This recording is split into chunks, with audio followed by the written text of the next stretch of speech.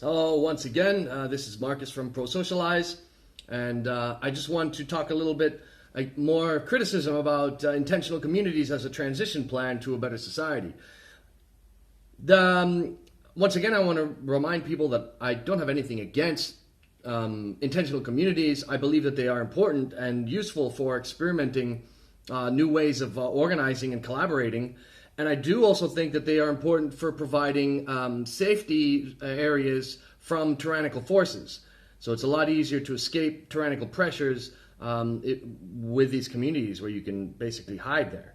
And this is historically has been demonstrated to be necessary every once in a while.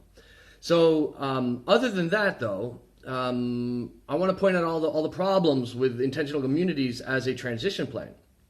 So first of all, one of the reasons why people believe in intentional communities is that they believe that it will be easier for them to organize shared resources in an intentional community.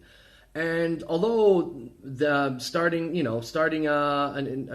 group living is basically the purpose of it is to be able to organize shared resources, that is equally as easily done in regular neighborhoods. I mean, we don't have to separate ourselves from where we're living to start sharing resources with our neighbors and organizing spaces in which we can share the resources and share spaces and share knowledge and services.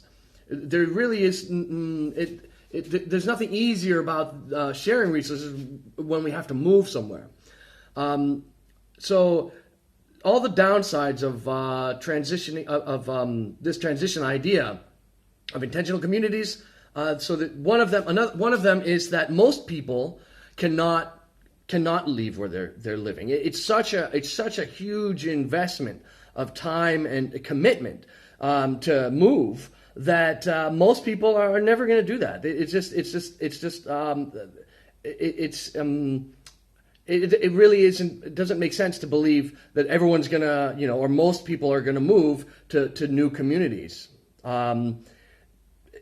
Most people have a lot already invested in where they live, either because of inheritance or because of social all their social connections, or because they have a family already, and so the idea of moving away is just not really into the picture.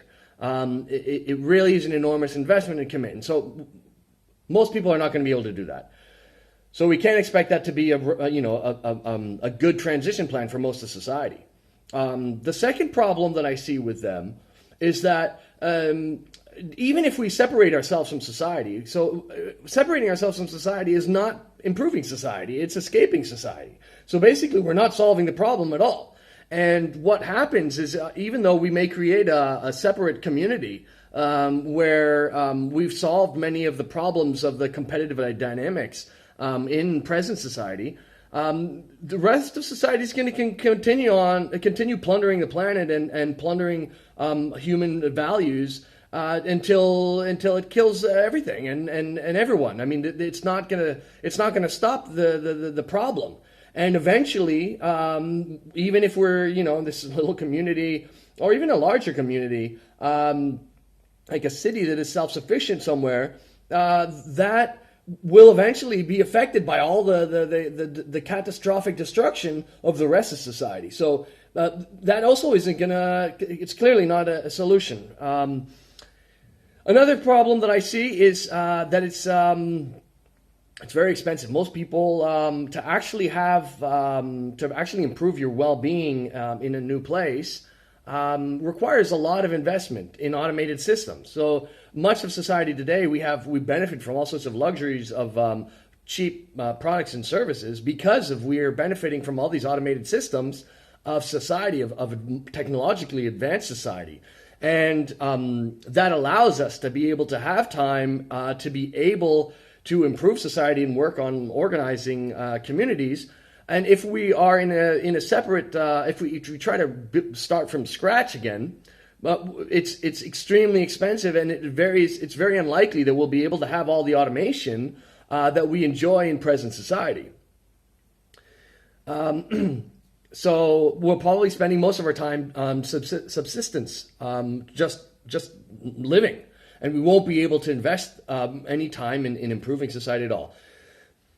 Another problem that I see that is with intentional commuting is that they're not really independent. So most of the resources that people use today for regular, to have a comfortable lifestyle depend on the society, on all the global networks of production that we have in society. And if an intentional community, unless they make their houses from straw and they make everything from just wood and dirt, basically, they're not going to be able to, they're going to depend on external society anyway, and so they're not really isolating themselves. It's just an illusion that they're isolating themselves. That's basically these are the problems that I see with intentional communities, and that's why we promote improving society directly from where we live by prosocializing, by fostering generous behavior, by fostering altruism. And we do that by promoting altruism, by organizing altruism with free collaboration networks to provide people what they need to survive and what they need to have their needs met, and teaching people how to prosocialize, teaching people how to promote altruism, teaching people how to organize altruism, and teaching people how to teach altruism. So we consider that's the real solution, and experimentally we've found that it is very, very effective. So so remember, if you keep prosocializing every day, just a little bit, we will succeed. We got this, and enjoy a shared world.